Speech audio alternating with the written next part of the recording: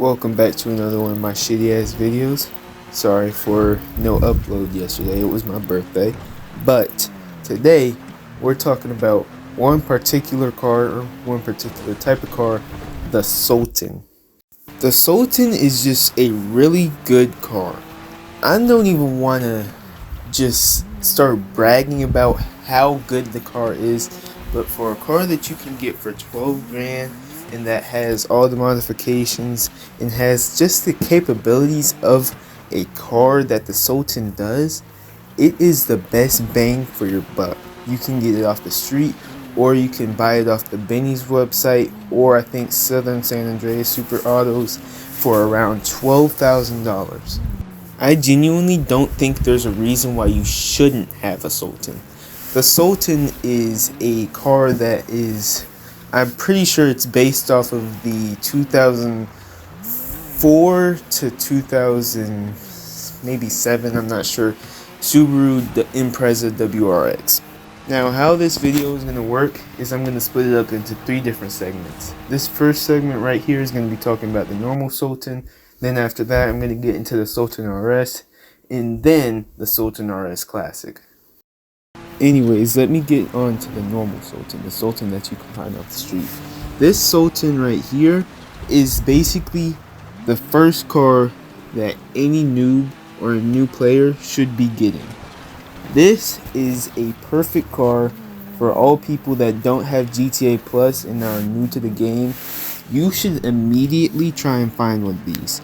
These are perfect for heists, they're perfect for getting away, and they're also really good at off-roading. I don't want to sound like I'm glazing the car, but this is just an all-around perfect car. Now, a little bit of stats on this car. It is 4-wheel drive. I believe it reaches a top speed of around 115 miles an hour, which is not horrible for a street car, but it could be faster. And I believe that this car is just one of the best rally cars that you can find off the street. Best part about this is that you can find it just about anywhere on the map. You can find them in Paleto Bay, Stab City, you can even find them all the way at the docks. In conclusion, just buy yourself a Sultan. Don't even buy it, just find one. Now, moving on to the Sultan RS. This is a version of the Sultan that you can take to Benny's and upgrade it for around 800,000. I mean, it's essentially 795,000, but just round it up. Being that you have to buy the car and the upgrade, you have to spend around $807,000 in order to get the Sultan RS.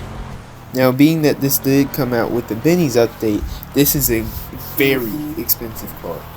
Now, with all of the modifications plus the initial price, you're going to look around about $1 million to fully upgrade the car, plus additional modifications. Now, there is a couple pros of upgrading your Sultan from the Sultan to the Sultan RS. You get a higher top speed, you keep your 4-wheel drive of course, and you also get tons and tons of more customization to play around with.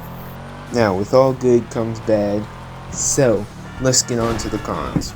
This car does cost a hefty amount, being around $1 to $1.1 million with full upgrades, and plus, of course, you're going to mod the car. So depending on what modifications you choose, you're looking around maybe $1.3 million in order to fully upgrade this thing and get the right customization that you'll want. Now, 1.3 million is probably a little bit of an exaggeration. However, along with that comes the lowered suspension, deeming this car unfit for the rally capabilities that it once had. In conclusion, this is a good car, however it is pretty pricey for the performance that you're buying.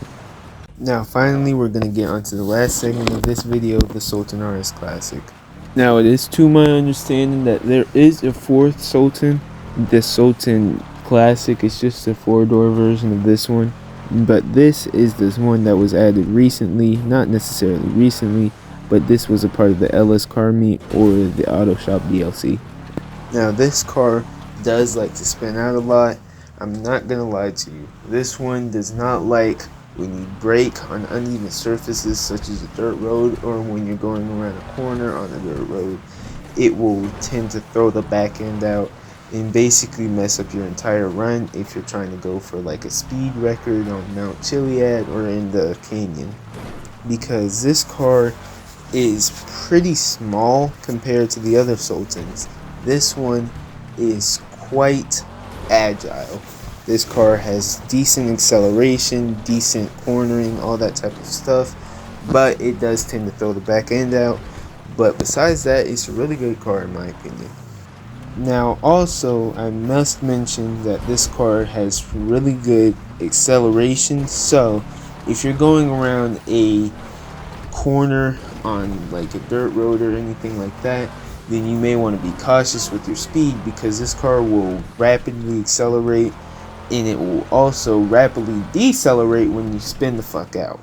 And contrary to what you may think, I do love this car. This car is really fun to drive. I will pull it out of my garage just randomly parts of the day and I will start driving it. It's a really fun car to drive, and I genuinely would love everyone to try and test this car out and give me their honest opinions on it.